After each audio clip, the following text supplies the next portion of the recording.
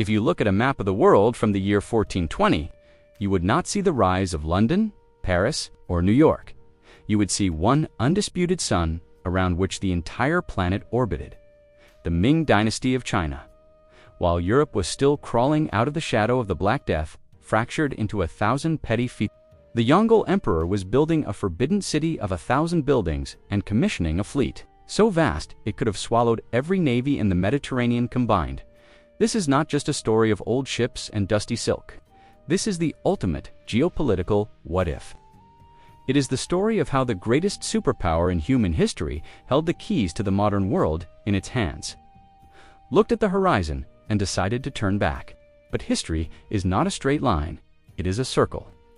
As we stand in 2026, the echoes of the Ming treasure fleet are returning. The Silk Road is being paved with fiber optic cables and high-speed rail. To understand the rise of the East today, we must first understand the suicide of the East 6 centuries ago. Welcome to a journey through macro history. Today, we decode the DNA of empires, why they rise, why they hide, and why the dragon is finally waking up from its long, self-imposed slumber. In 1405, a man named Zheng He set sail. He was not a desperate explorer looking for a shortcut to Spice Islands like Columbus. He was the admiral of the Starfleet. His flagship, the Boeotian, or treasure ship, was nearly 400 feet long. For context, Columbus's Santa Maria was barely 60 feet. Zheng He commanded 27,000 men doctors, astrologers, linguists, and elite marines on over 300 vessels. They didn't just sail. They moved like a floating city across the Indian Ocean. From the Swahili coast of Africa to the shores of Arabia, the message was clear. There is only one Son of Heaven, and all under heaven must acknowledge his grace. This was the Pax Sinica at this moment. China possessed the world's most advanced compasses, watertight compartments, and gunpowder. They had the technology to discover America, to colonize Europe, to industrialize for centuries before the British. The world was theirs for the taking. And yet, in 1433, the voyages stopped. By 1500, it became a capital crime to build a ship with more than 2 masts. The great charts were burned. The Leviathan went into hibernation. Why? Because of a fatal geopolitical miscalculation. The Ming elite believed that the world had nothing to offer China that China did not already have. They chose stability over expansion. They traded the infinite potential of the ocean for the rigid security of the Great Wall. This was the first great divergence. While the East looked inward to preserve its purity, a desperate, starving, and violent Europe looked outward to survive. The ocean, which China abandoned, became the highway for Western dominance. To understand why the Ming Dynasty committed this geopolitical suicide, we must look at the macro forces of the 15th century. It wasn't just a change of heart, it was a structural collapse of vision. The struggle was internal, a cold war between the seafaring eunuchs, who represented trade and exploration, and the Confucian scholar officials who represented the land, the bureaucracy, and the status quo. To the scholars, the voyages were a waste of silver. They saw the ocean as a source of chaos spirits, barbarians, and corrupting foreign ideas. They argued, why look for gold in Africa when we have the mandate of heaven at home? This is the Middle Kingdom syndrome. When a superpower believes it is the center of the universe, it stops learning, it stops competing. The Ming elite chose to invest their vast wealth into the Great Wall instead of the Great Fleet. They traded a dynamic maritime future for a static terrestrial fortress. But geography is a cruel master. By turning their backs on the sea, the Ming created a power vacuum. And in geopolitics, a vacuum never stays empty for long. While the Chinese dismantled their shipyards, small, rugged nations like Portugal and Spain were developing caravels, tiny, nimble ships designed for the rough Atlantic. They didn't have 27,000 men. They had desperate sailors fueled by gold, glory, and God. By the time the Qing dynasty took over in 1644, the iron cage of isolation was locked. The Qing were Manchu's warriors from the steppes, who understood horses and arrows, not currents and cannons. They looked at the first European traders not as equals, but as southern barbarians bringing useless trinkets. This was the grand illusion. While the Qing emperors were writing poetry and perfecting the tea ceremony, the West was undergoing a radical mutation, the scientific revolution. In the 1700s, the gap was invisible. China was still the wealthiest nation on Earth, accounting for nearly 30% of global GDP. But it was a stagnant wealth. It was old money in a world that was about to be redefined by new power. The trigger for the collapse was a simple plant, the poppy. The British Empire, desperate to reverse the trade deficit caused by their addiction to Chinese tea, found a weapon more powerful than any fleet: opium. When the Qing tried to ban the drug, they finally saw the result of their 400-year nap. In 1839, the nemesis of British ironhold, steam-powered warshipper, arrived. It was a ghost from the future. It sailed up the Yangtze River against the current and decimated the wooden junks of the Qing Navy. The Nak, Tarim, Nchiem, the century of humiliation had begun. The East didn't just lose a war, they lost their soul. They realized that the Celestial Empire was a hollow shell, and the barbarians they had despised for centuries were now their masters. The lesson for 2026 is chilling. Wealth without innovation is just a target. A superpower that stops looking at the horizon eventually finds the horizon coming for them with cannons. For over a century, the West assumed the Eastern dragon was dead. It was a footnote in history books, a cautionary tale of a failed civilization. But macro history operates on a different clock. To the West, a century is an era. To the East, it is a nap.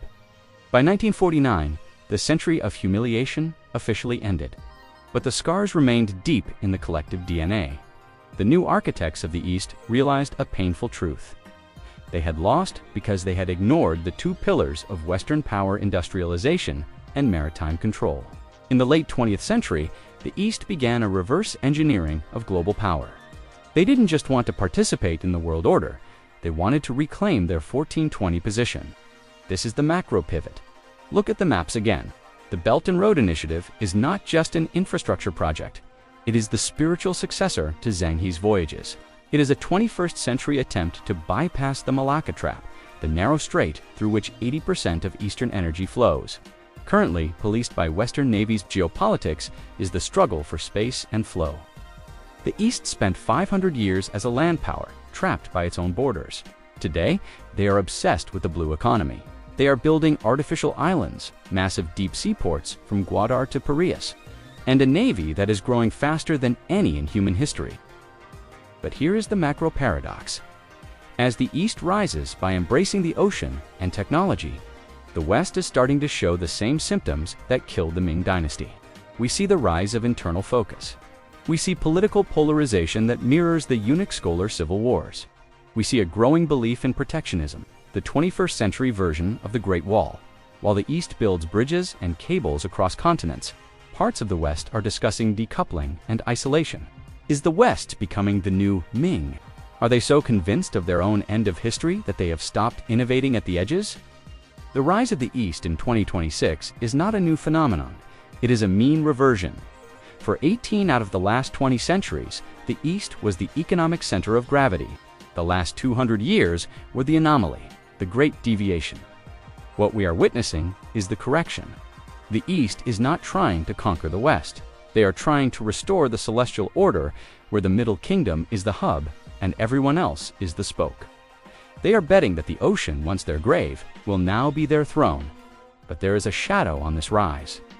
Every empire that grows too fast faces the overextension trap. The Ming collapsed because they spent too much on walls. Will the modern East collapse because they spent too much on debt and digital surveillance? The ghost of the Yongle emperor is watching. He knows that power is a double-edged sword. If you use it to close yourself off, you rot. If you use it to expand too far, you break. The Great Wall was never just a pile of stones. It was a physical manifestation of a psychological border. Today, that border has migrated into the silicon and the fiber optic cable. We are witnessing the birth of the digital hegemony. The West built an internet based on the open sea philosophy of free-for-all, where data flows like 18th century merchant ships. But the East, remembering the lessons of the Opium Wars, has built a digital fortress. They realize that in the 21st century, sovereignty is not just about defending soil, it is about defending the algorithm. Look at the macro-strategic shift. While the West focused on software and services, the East obsessed over the physicality of power. They secured the rare earth minerals, the battery supply chains, and the massive manufacturing hubs. They understood a fundamental truth. You cannot run a digital empire if you do not control the physical dirt from which the chips are born. This is the new great game. It is played in the deep-sea cable routes of the Pacific and the 5G towers of Africa. The East is offering a new deal to the global South. We will build your ports, we will install your surveillance, and in exchange, you will join our orbit. It is a recreation of the tribute system. But instead of bowing to an emperor, nations are now sinking to a central server. But as the East reaches out, a structural rot begins to show. The demographic time bomb is ticking. An empire without children is an empire without a future. The Ming fell because they couldn't fund their defense. Will the modern East fall because its workforce is evaporating? Geopolitics is a cruel master. It gives with one hand location, resources, and momentum and takes with the other. The West is currently paralyzed by internal civil war of ideas, but the East is facing a biological winter. Are we looking at two giants, both stumbling? One blinded by its past glory, and the other choked by its own rapid ascent. The dragon and the eagle are locked in a dance where neither can lead and neither can let go. We have spent 5 centuries believing that history was a straight line leading toward a western horizon. We were wrong. History is a circle, and the great deviation is closing. The struggle between the East and the West in 2026 is not just a trade war or a naval standoff. It is a clash of two different architectures of time. The West lives in the quarterly report, the election cycle, the now. The East lives in the dynastic cycle, the century plan. The always but geography remains the ultimate judge. The West has the moat of 2 oceans, an advantage no other empire has ever possessed. The East has the heartland, the massive landmass of Eurasia that has birthed every world-shaking empire from Genghis Khan to the modern day. The celestial order is returning, but it is a digital one. The end of history has been cancelled. Instead, we have the return of geography. As we look toward the 2030s, the question is not who will win. The question is who will survive their own success. Every empire falls because of its virtues, not its vices. The West's virtue of individualism is turning into fragmentation. The East's virtue of order is turning into rigidity. The ghost of the Yongle emperor whispers a final warning. An empire that builds a wall to keep the world out eventually builds a prison for itself. And an empire that sails too far from its shores eventually forgets where its heart is. We are not just watching the news. We are watching the tectonic plates of civilization grind against each other. The sparks you see today are the fires of tomorrow's history books. Choose your side, but remember, the map always wins in the end.